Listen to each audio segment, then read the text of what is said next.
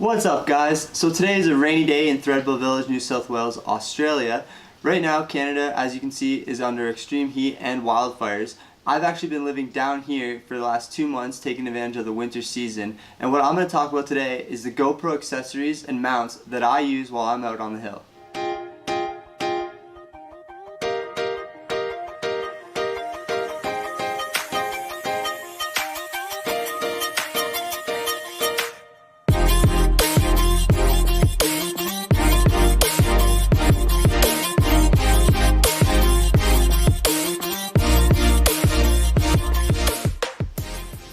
Alright, so I'm going to jump right into it and tell you why I've chosen to go with GoPro's own bike mount and floaty over the third-party Telesin.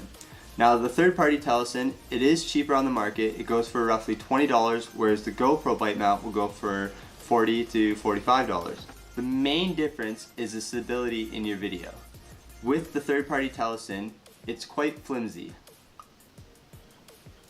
As you can see, there's quite a bit of play in that, whereas with the GoPro, with my GoPro attached at the moment, it's pretty solid. Now when you're out and about, your head might be bobbling a lot. You don't want something that's already flimsy. You want something sturdy to better stabilize that video for you. Another thing that I do like about the GoPro attachment is that it comes with the quick and easy mount adapter. I'm going to jump over to the SP Gadgets third-party 19-inch extendable pole. Now with the 19-inch pole extension, it just twists and locks. So you can get the full reach you need to get your body and snowboard in the shot, as well as being able to compact down enough where it can fit right inside your chest pocket on most coats. With this adapter, what I find great about it is, as I said with the bike mount adapter, it comes with the quick mount. So you can just put it in and you're ready to go. Selfie mode unlock. So, if you don't want to film selfie, you can easily loosen this one, flip it around, and you got yourself a stable video to film somebody else. A lot of times people ride with a helmet, they might have their helmet clip on top. Which is great about this quick and easy adapter is you can take it out, so you got your helmet, throw it in, and just like that, you have your helmet cam ready to go. So within 3 things, I can easily switch, as you can see, from bike mount to selfie mode to follow mode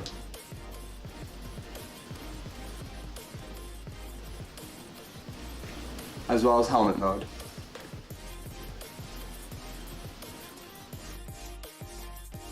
When out snowboarding, you'll notice your batteries may die a lot quicker than normal, so I like to carry 2 extra ones, and I keep them in my side pocket on my leg. Your legs tend to emit the most heat, causing the batteries to stay warm throughout the day. Take your GoPro off and put it in your side pocket. Another thing I want to quickly talk about is the dive housing. Now, most of the new GoPros, they do have a protection around their lens, but maybe you want something a little bit more durable. The GoPro has the uber protective dive housing that's good for 60 meters if you do end up going diving as well. But it's super protective. It goes for about $70 online. Make sure to check the links in the bottom. I'll be sure to put all this stuff in there so you can go and take a look for yourself at what they cost and what they're capable of.